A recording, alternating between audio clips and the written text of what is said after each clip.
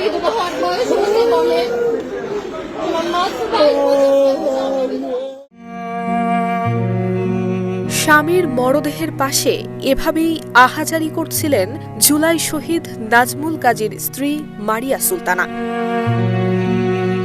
18 জুলাই রাজধানীর যাত্রাবাড়ির শনিরাখড়া এলাকায় আন্দোলনকারী শিক্ষার্থীদের মাঝে শুকনো খাবার এবং পানি বিতরণ করার সময় নির্মমভাবে পিটিয়ে হত্যা করা হয় নাজমুলকে। এক ফেসবুক পোস্টে আন্দোলনকারীদের খাবারের প্রয়োজনীয়তার কথা জানতে পেরে ঘর থেকে বেরিয়েছিলেন নাজমুল, তবে আর ঘরে ফেরা হয়নি।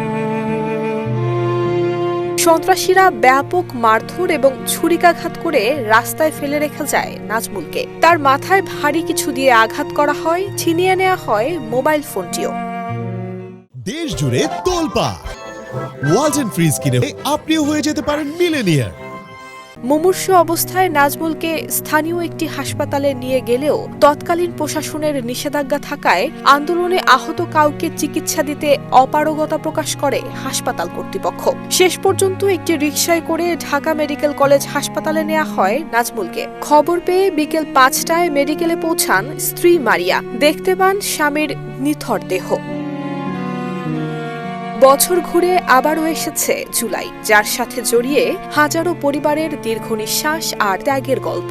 সময়ের সাথে সাথে অনেক কিছু স্বাভাবিক হলেও চোখের জল যেন শুকায় না মারিয়ার মতো আরো অনেকের। নুসরাত জাহান মেহেক, ঢাকা পোস্ট।